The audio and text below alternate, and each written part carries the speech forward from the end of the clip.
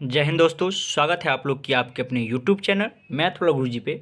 दोस्तों, आप लोग के लिए अभी जैव प्रक्रम यानी कि पोषण चैप्टर का जो अति लघु उत्तरीय प्रश्न है, इसका जितना क्वेश्चन आंसर है सभी क्वेश्चन आंसर आप लोग को हम करवाने वाले हैं। और ये अपने ऑफलाइन क्लास में जो हम लोग देते हैं नोट्स, जो कि मेरे वहाँ का कोचिंग का नाम है एक्सेंट एजुकेशन पॉइंट, वहीं पे जो नोट्स देते हैं उसी नोट्स से आप लोग को करवाने वाले। अगर आप ये नोट्स लेना चाहते हैं तो आपको यहाँ पे एक मोबाइल नंबर दिया गया है, इस पर आप लोग को फ़ोन नहीं करना, नहीं तो आपका फ़ोन नहीं उठाया जाएगा। आपको सिर्फ मैसेज करना है और आपको ज़्यादा नहीं, आपको 5 रुपये पेमेंट करना है। कितना? 5 रुपये आप लोग को पेमेंट करना है। जैसे ही आप मैसेज करिएगा उसमें लिखिएगा किस चैप्टर का आपको नोट्स चाहिए, ठीक है। आपको एक स्कैनर भेजा जाएगा, उस स्कैनर पे आप लोग को पेमेंट कर देना है। आप पेमेंट का स्क्रीनशॉट भेज सकते हैं। स्क्रीनशॉट जैसे ही भेजिएगा आपको ये PDF मिल जाएगा, ठीक है। तो आप लोग अगर PDF लेना चाहते हैं तो मैसेज कर सकते हैं इस मोबाइल नंबर पे, यहाँ पे आपको मोबाइल नंबर दिया गया है। तो चलिए आज की क्लास को हम लोग स्टार्ट करते हैं। यहाँ पे आप लोग को प्रश्न आएगा, उसका उत्तर हम आप लोग को बताते चलेंगे।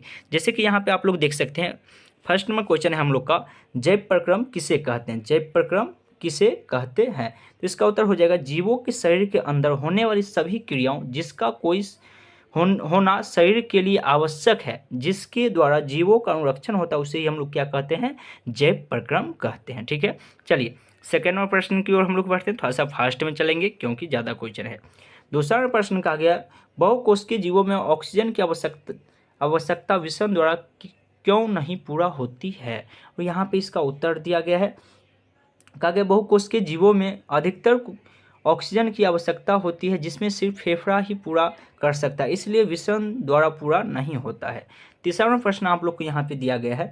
कहा गया जीवों में पोषण की प्रमुख 2 विधि कौन सी है? तो जीवों में प्रमुख 2 विधि स्वपोषण और परपोषण है। आप लोग इससे अपने कॉपी में नोट भी कर लीजिएगा वीडियो को रोक रोक के, या अगर आप इसका PDF पढ़ना चाहते हैं तो आप मैसेज कर सकते हैं, ठीक है। यहाँ पे कहा गया चौथा नंबर, हरे पौधे में किस प्रकार का पोषण होता है? तो हिंदी में यहाँ पे समझिए स्वपोषण होता है, ठीक है। जंतुओं में पोषण की कौन सी विधि पाई जाती है? तो जंतु में हम आप लोग को पढ़ा हुए परपोषण विधि पाई जाती है, ठीक है। चलिए छठा नंबर क्वेश्चन आप लोग को कहा गया है, 3 प्रकार की परपोषण विधि का नाम लिखिए। तो पहला मृतजीवी पोषण, दूसरा परजीवी पोषण, तीसरा प्राणी संपोषण, ठीक है। चलिए सातवां नंबर पॉइंट, आपको ये प्रश्न बहुत बार ये भी पूछा गया है, इसमें सभी मोस्ट इंपॉर्टेंट है और इसका बहुत जल्द हम टेस्ट भी ऑफलाइन बैच में लेने वाले हैं। जैसे ही टेस्ट खत्म होता है आप लोग को कम्युनिटी में डाल दिया जाएगा क्वेश्चन, वहाँ से आप लोग क्वेश्चन का आंसर क्वेश्चन ले सकते हैं, ठीक है।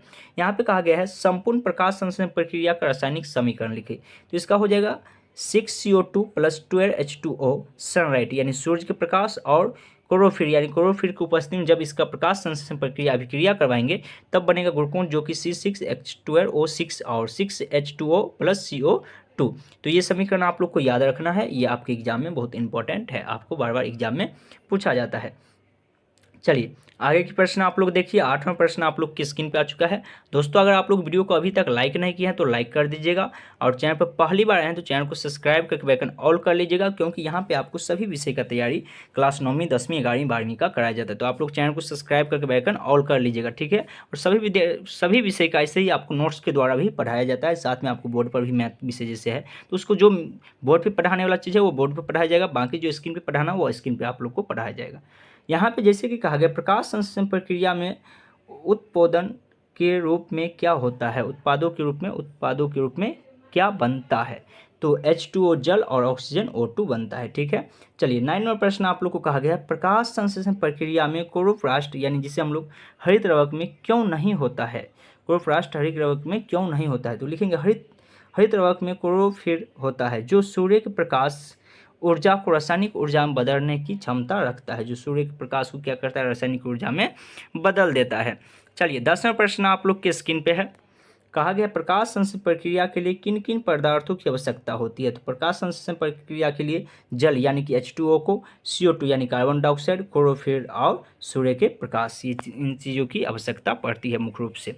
चलिए 11वां प्रश्न आप लोग को कहा गया यहाँ पे, प्रकाश संश्लेषण की प्रक्रिया के पौधे CO2 कहाँ से लेते हैं? तुम लोग जो जानते हैं प्रकाश संश्लेषण प्रक्रिया में पौधे जो है CO2 वायुमंडल से प्राप्त करते हैं।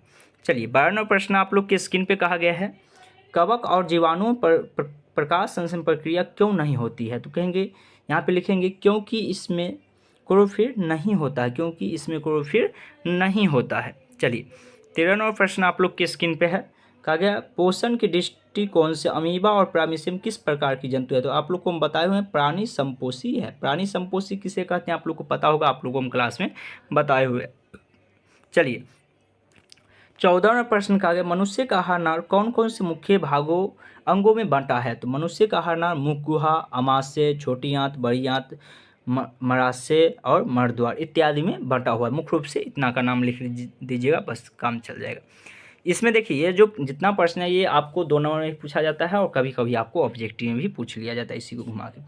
15वां प्रश्न कहा गया ग्रसनी में स्थित 2 छिद्रों के नाम लिखिए। तो ग्रसनी में स्थित पहला छिद्र निगर द्वार, दूसरा कंठ द्वार। ठीक है, चलिए 16वां प्रश्न है आपको मनुष्य में पाचन की प्रक्रिया आहार नार के किस भाग से शुरू होता है? मनुष्य में पाचन की प्रक्रिया आहार नार के किस भाग से शुरू होता है? तो मनुष्य में पाचन क्रिया जो शुरू होता है वह मुख गुहा से हम लोग जानते हैं, यानी मुंह से ही शुरू हो जाता है। ठीक है, चलिए आगे की प्रश्न आप लोग के स्क्रीन पे है। कहा गया मनुष्य के आहार नार के किस भाग से पचे हुए भोजन का अवशोषण होता है? तो यहाँ पे लिखेंगे छोटी आंत से। छोटी आंत से मनुष्य के आहार नार के किस भाग में पचे हुए भोजन का अवशोषण होता है? तो छोटी आंत में अवशोषण होता है। चलिए आगे के प्रश्न कहा गया क्लोरोफिल वर्णक कहाँ पाया जाता है? तो हम लोग जानते हैं क्लोरोफिल वर्णक जो पाया जाता है वह हरित वर्ग में पाया जाता है। 19वां प्रश्न आप लोग को दिया गया है, यहाँ पे फास्ट में चढ़ हैं आप लोग, वीडियो को रोक रोक के अपने कॉपी में नोट कर सकते हैं, या आप लोग को बोले हैं 5 रुपये सिर्फ आपको लग रहा है, आपको पूरा PDF दे दिया जाएगा, आप उसको निकाल सकते हैं या मोबाइल में भी पढ़ सकते हैं। कहा गया है प्रकाश संश्लेषण प्रक्रम द्वारा पौधे क्या निर्माण करते हैं? प्रकाश संश्लेषण प्रक्रम द्वारा पौधे क्या निर्माण करते हैं?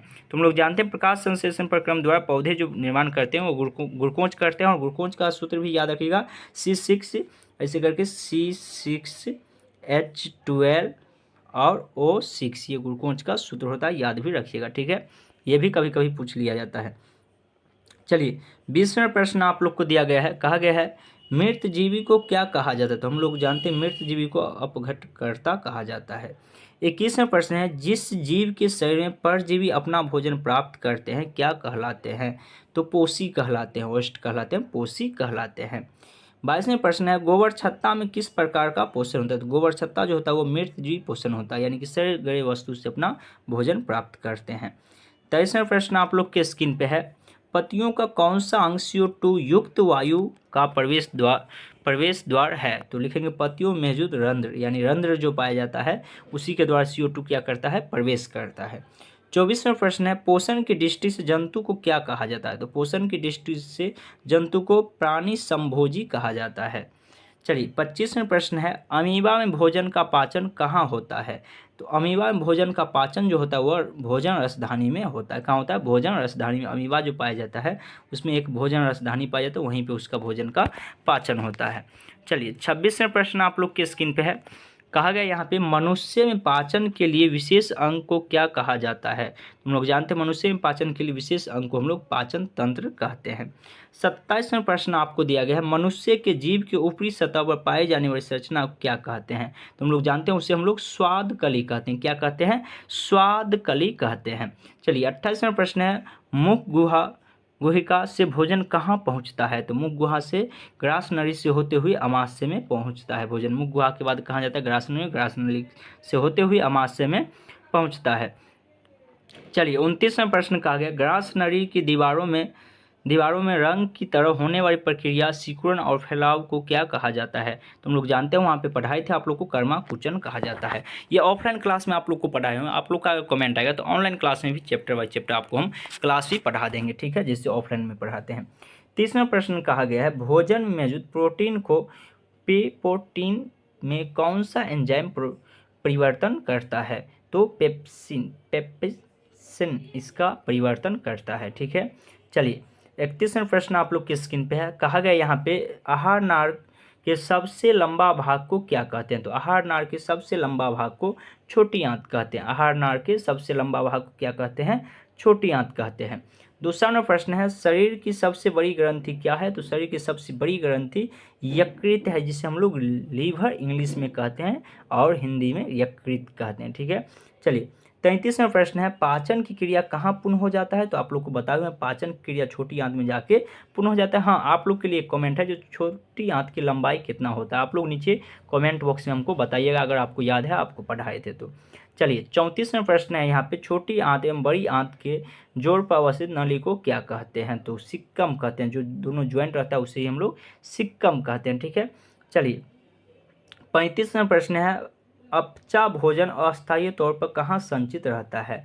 अपचा भोजन अस्थायी तौर पर कहाँ संचित रहता है? तुम लोग जानते हैं वह कहाँ संचित रहेगा, तो वह मरास्य में संचित रहता है। ठीक है, और देखिए लघु उत्तरीय प्रश्न आप लोग को इस वीडियो में नहीं करवाने वाले हैं, इसका एक स्पेशल वीडियो लेकर आएंगे जिसमें कि आप लोग को हम लघु उत्तरीय क्वेश्चन करवाने वाले हैं। तो आप लोग चैनल को सब्सक्राइब करके बेल आइकन ऑल करके रखिए, ताकि जब भी वीडियो अपलोड होगा तो आपके पास नोटिफिकेशन पहुंच जाएगा। बाकी आप नोट्स लेना चाहते हैं तो नीचे कमेंट कर सकते हैं, कमेंट बॉक्स में नहीं, आपको व्हाट्सअप नंबर दे दिए हैं, उस नंबर पर आप लोग को क्या करना है, मैसेज करना है। ये नंबर आप लोग को यहाँ पे दिया गया है, इस नंबर पे आप लोग मैसेज कर दीजिएगा तो आपको मिल जाएगा। ठीक है, या ऑफलाइन क्लास ही आप आ सकते हैं शिवाजी नगर और बिहारी, जो कि शिवाजी नगर समस्तीपुर डिस्ट्रिक्ट में पड़ता है, और बिहारी आपको कहाँ पड़ता है, तो दरभंगा डिस्ट्रिक्ट में। तो आप कहीं पे अगर ऑफलाइन क्लास करना चाहते हैं तो ऑफलाइन क्लास भी ज्वाइन कर सकते हैं। तो चलिए हम लोग मिलते हैं फिर आगे वाले वीडियो में, तब तक के लिए जय हिंद, जय भारत।